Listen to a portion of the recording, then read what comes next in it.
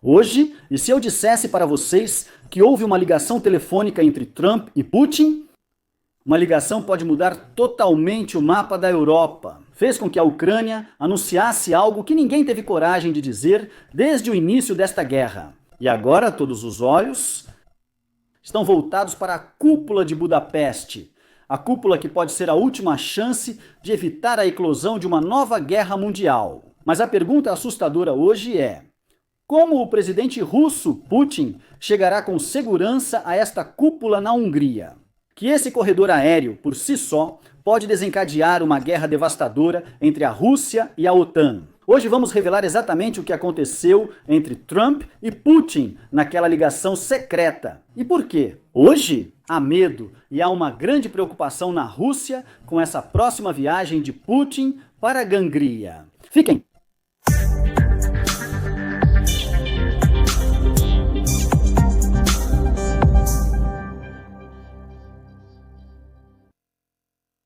Queridos telespectadores, que a paz, misericórdia e bênçãos de Deus estejam com vocês. Bem-vindos a mais um encontro da série de episódios de opinião. Vamos começar com o tema de hoje. Começa com essa ligação telefônica entre o presidente russo Putin e seu homólogo americano Trump, porque agora um grupo de jornais americanos, incluindo o Washington Post, revelou exatamente o conteúdo dessa ligação telefônica.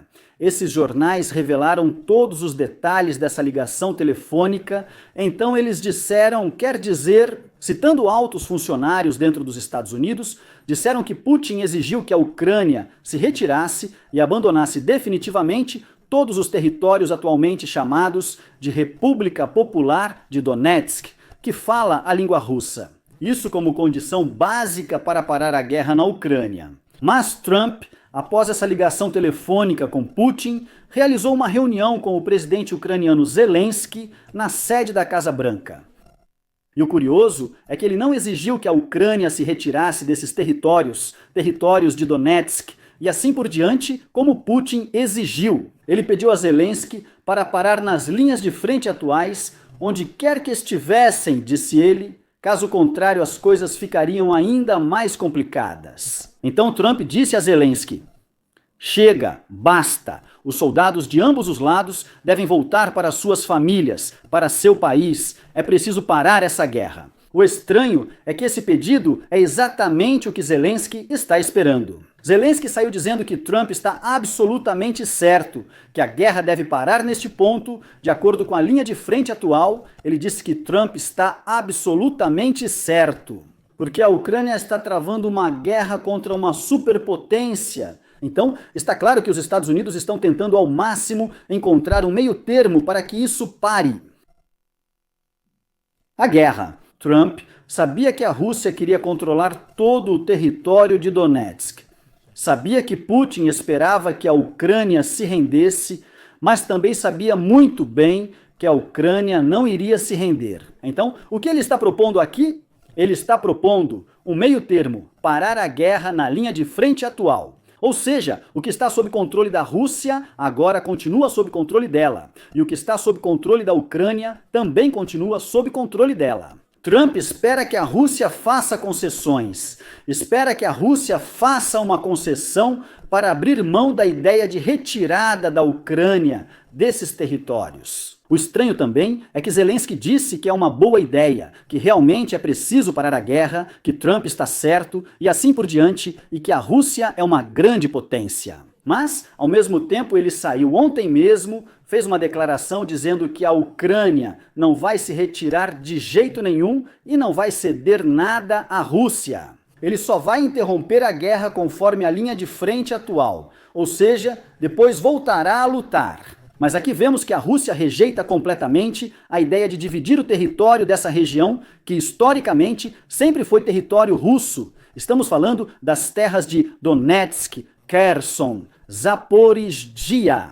E Putin diz isso de forma muito clara. Ele diz: quando as forças ucranianas se retirarem dessas áreas e quando a Ucrânia também anunciar que está desistindo da ideia de se juntar à OTAN, ou seja, essas são as duas condições. Os dois então emitiremos uma ordem imediata de cessar fogo e em seguida começaremos as negociações, ou seja, negociações para acabar com essa guerra. Isso significa que, embora Trump esteja buscando um meio termo, os russos são totalmente claros aqui, ou seja, eles não querem nenhum tipo de compromisso. A Rússia é muito clara, essa região deve voltar completamente para a Rússia. E aqui, prestem bastante atenção, houve referendos organizados em Donbass e em Novo Rússia, ou seja, referendos que foram monitorados por 130 observadores internacionais da Itália, Alemanha, Letônia e outros, ou seja, de países ocidentais, na verdade. E os resultados foram esmagadores a favor da Rússia.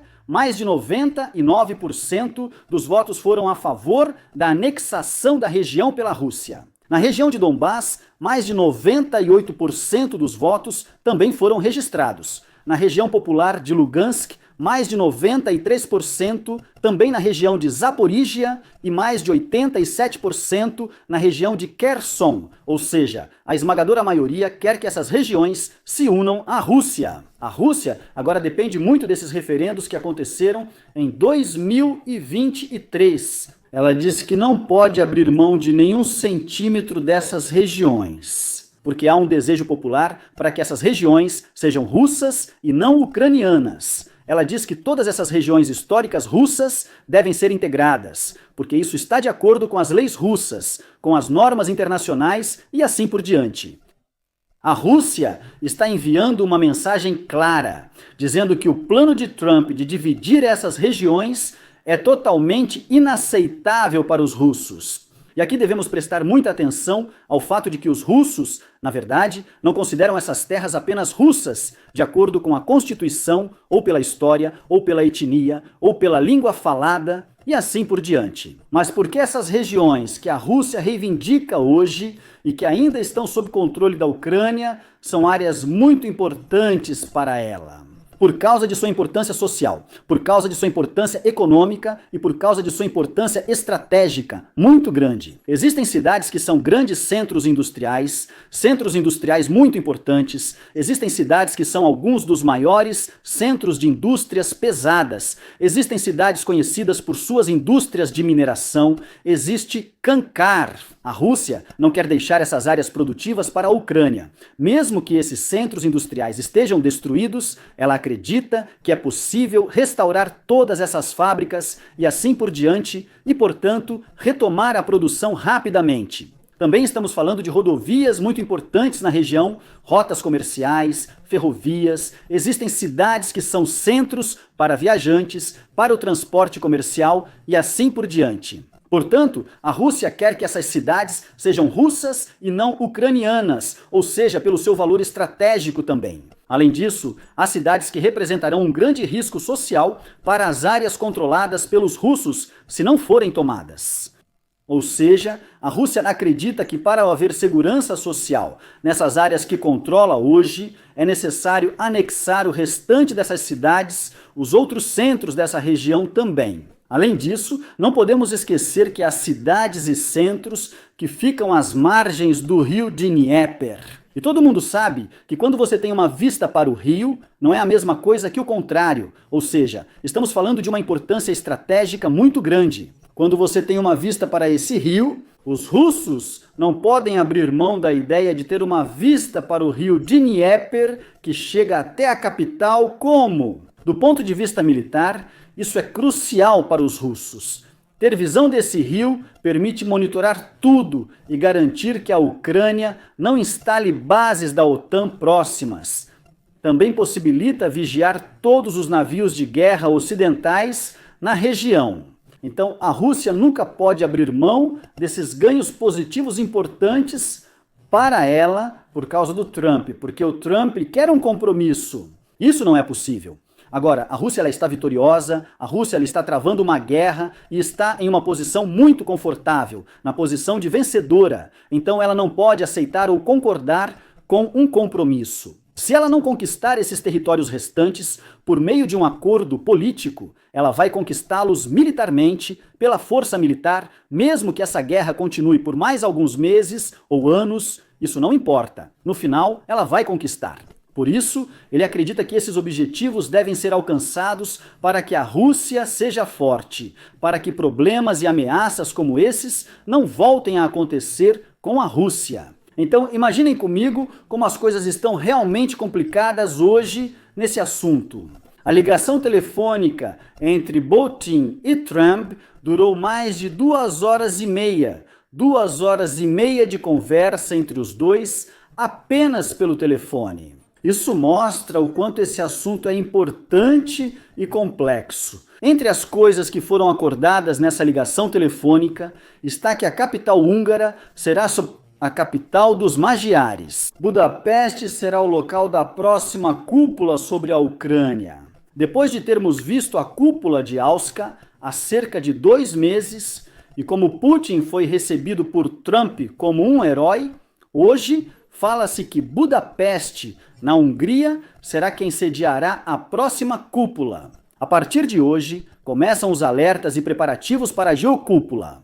Conselheiros de Putin e Trump terão reuniões iniciais, e depois ambos líderes devem se encontrar, talvez esta ou na próxima semana, para tentar encerrar o conflito na Ucrânia. Mas hoje, a ideia de realizar uma cúpula bilateral na Hungria enfrenta um problema muito sério, um problema logístico muito grave.